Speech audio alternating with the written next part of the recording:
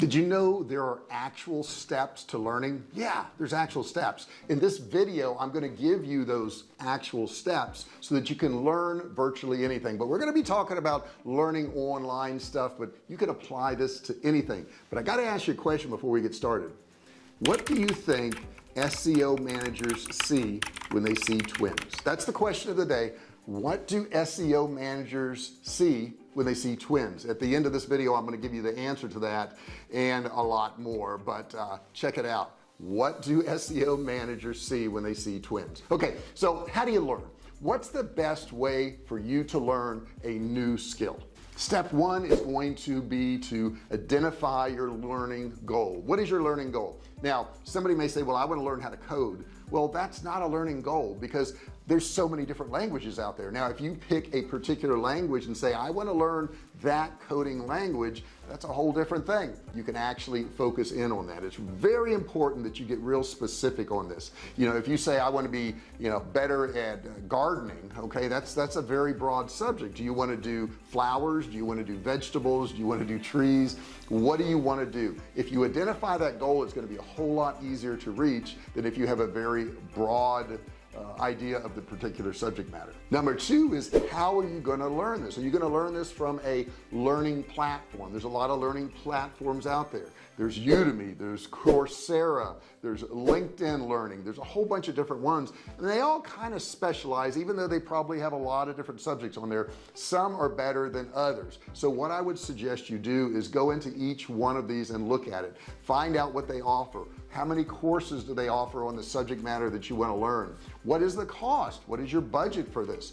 If you don't set all this up and you don't get on the right platform, you're going to lose your way pretty quick, and you're probably not going to learn what you set out to learn. So it's real important that you pick the right learning platform. Now, I said Coursera, and I said Udemy, and I said LinkedIn Learning, but there's a lot of other ones out there too. You may want to just type into Google how to learn things online. What are the sites that are best for coding? What are the best sites for gardening? What are the, you may even want to go to an individual. I know we just started a garden this summer, and I started putting in all the vegetables and all that, and I just went to YouTube. If you don't want to invest any money, you can actually go to YouTube. That's what you're doing right now. Okay, you're learning how to learn on YouTube, and you could do that on YouTube and not have to spend any money at all. So that's a great way to do it. I learned a lot about gardening from a bunch of channels that I saw on YouTube, and they really helped me out. They can help you out too. Number three is develop a structured learning system. So what I'm saying by that is, what you want to do is break this down into small pieces. If you break it down into small pieces, it's going to be a whole lot easier to achieve your goal because you're going to see the progress. If you say, well, I've got to go all the way through this course, and you're not breaking it down into the small pieces, it's going to be more difficult for you. I know when I do courses and I have them online, I try to do nothing more than 8 or 10 minutes per video within each module. I know if I do a 45-minute video on a particular subject, that's going to lose people, and they don't feel like they're making the progress that they should make, because sometimes you only have 10 or 15 minutes to work on something. Which brings me to my next point. You've got to set aside time for this. Okay, this has got to be a non-negotiable thing. You've got to set aside the time to learn. You got to say, okay, every morning I got to be at work at 9. From 7:30 to 8, I'm going to work on my learning goals. I'm going to work on learning these new things. Maybe it's in the evening, maybe it's at lunchtime. I don't know when it is for you. Maybe it's the weekend, but it's got to be non-negotiable. You've got to put everything aside to do this.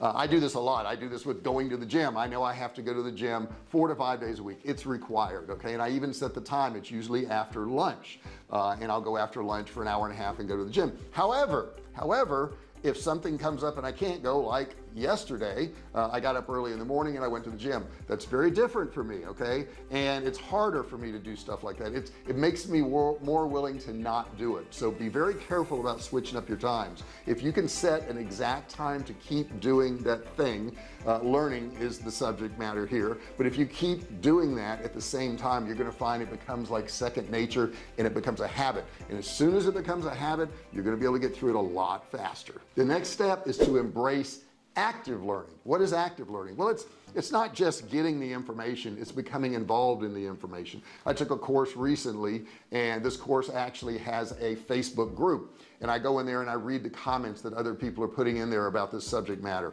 I put comments in there, I ask questions, I answer other people's questions. In doing so, I'm going to get more out of that course than I ever would if I just went through the course and never joined the Facebook group. So if you can find a course that has some type of active learning, all the better. A lot of courses will have, let's say, a live Q&A once a week or once a month, whatever. Make sure you attend those, and most of those are recorded too, so if it's not convenient for you to attend it, go back and watch the recording of it. It's very important to have active learning. Active learning will actually help you learn much faster than just reading something or watching something. Try to get involved. And the next step is actually get involved. What I mean by that is try to connect with a person who actually did the course. Try to connect with other people who are taking the course. I just mentioned that when I said I was in the Facebook group, but I want to get connected with those people. I want to see what their problems are. I want to help them with their problems. I want them to help me with my problems too. But it can't always be a one-way street. You can't get all these people who are involved in this course and say, I just want to get stuff from you guys. You've got to be able, and you've got to be willing to give back to those people. If you're doing that and you get more involved, you'll actually get more out of the course.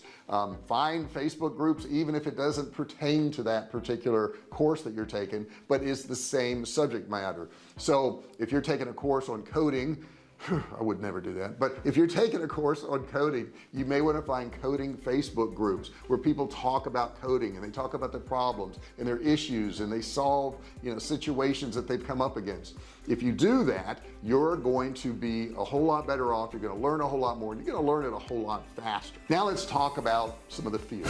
Okay, there's always fears anytime there's change, and certainly when you're learning something, there's a lot of fear. Okay, it's pretty scary to learn a new skill, and you're going to have some of these fears. So let's talk about them and how you can handle them. The first one is fear of failure. Okay, that's the biggest fear there is, right? I'm afraid I won't be able to learn Spanish. Okay, maybe that was my goal, is to learn Spanish, and I'm afraid I'm gonna try to go in there and I'm just not going to be smart enough to be able to pick up this other language. You've got to wipe all these fears out of your brain. Everybody has these fears, so if you're having them, you're not special. Okay, you're not special. Everybody has these fears, so you've got to wipe those fears out of your brain and just move forward.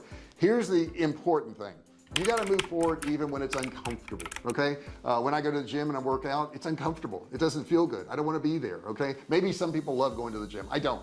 But that's a discipline that I have to do. That's something I will do because I don't want to get old and decrepit, right? I want to stay in shape.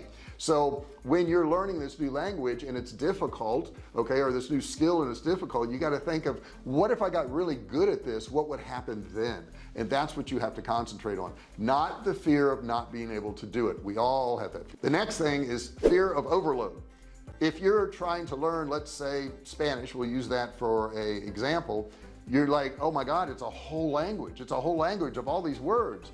Break it down into smaller pieces. Maybe you say, I just want to learn greetings. Okay, I want to learn how to say thank you, and I want to be able to go into a restaurant and order food. Maybe that's your goal. Okay, maybe that's your goal, is to just do those few things, and then you can expand on that. Maybe I want to be able to have conversational Spanish. I want to be able to talk to people in a conversation. Maybe I want to go to Mexico on a vacation and be able to talk to the people when I get there. So break this down into small goals. It is overwhelming when you don't know anything of a subject. If you don't know any Spanish words and you want to learn a whole language, that's pretty daunting. Okay, that's scary. But if you break it down into, I just want to learn greetings, I want to say hello and goodbye, I want to be able to say thank you, that type of thing, and then you add on top of that, you're going to be a whole lot more motivated than if you look at the whole thing and say, oh my God, that's overwhelming. The next thing is imposter syndrome. We have this fear of not being good enough. And let's pick Spanish again. Maybe I'm going to learn Spanish, but I'll never be good enough to have a conversation. Okay, you've got this fear that you're not going to be good enough. You've got to erase that fear.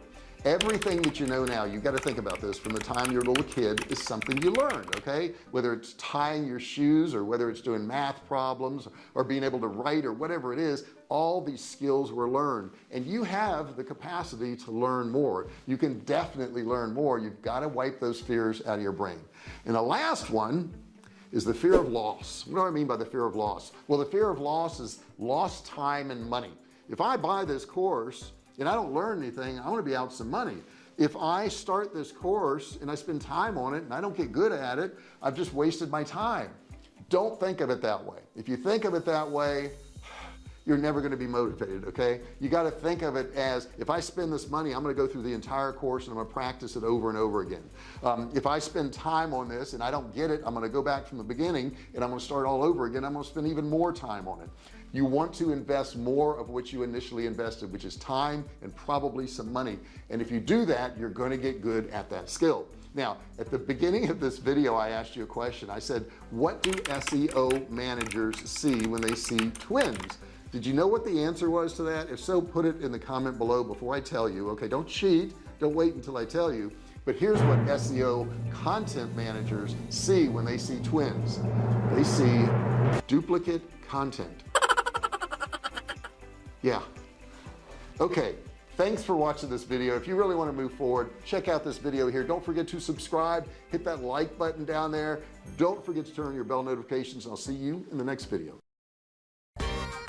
Hey, thanks for watching my video. Don't forget to subscribe to my channel and click that little bell right there so you can be notified every time I do a new video. Also, click on one of those videos there. Keep watching on my channel.